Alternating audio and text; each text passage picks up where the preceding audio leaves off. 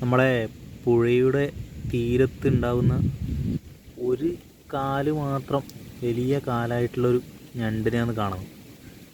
ഇത് പെട്ടെന്ന് നമ്മൾ അനങ്ങിയാൽ കുയിലേക്ക് തന്നെ പോകും. നല്ല ഭംഗിയുള്ള സാധനമാണ് കാണാൻ, കണ്ടോ. പക്ഷെ ഒന്ന് അനങ്ങിക്കഴിഞ്ഞാൽ എന്നാളും ഈ കുയിലേക്ക് പോകും. കണ്ട പോകുന്നുണ്ട,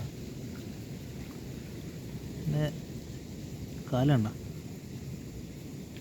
പക്ഷെ അനങ്ങി എന്നാടും കുയിലേക്ക് പോകും. അതാണ് ഈ ഞണ്ടിൻ്റെ പ്രത്യേകത. ഇഷ്ടം പോലെയുണ്ട്. നമ്മളെ പുഴയുടെ സൈഡിൽ കണ്ടൽക്കാടിൻ്റെ വേര്, അതിൻ്റെ പാർട്സെല്ലാം ഇവിടെ കാണാം.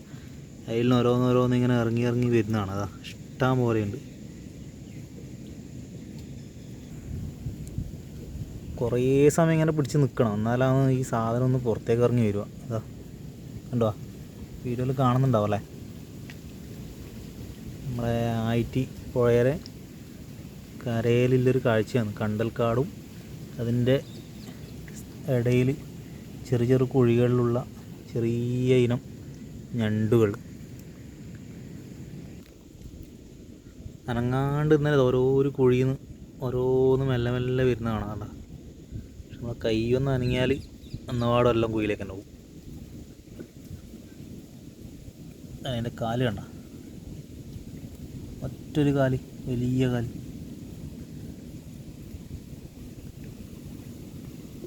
പോയി നല്ല തലപൊന്തിക്കുന്നുണ്ട. തലയല്ല, കാല്. കണ്ടോ,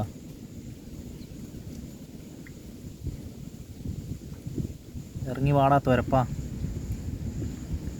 ഇപ്പം സൈഡിലെല്ലാം ഓരോന്നോരോന്നുണ്ട്.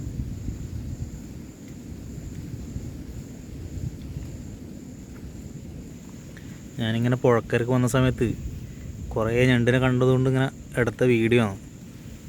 ഉണ്ടാ, അത് നമ്മൾ അനങ്ങുന്ന സമയത്തെല്ലാം ഇറങ്ങിപ്പോവും.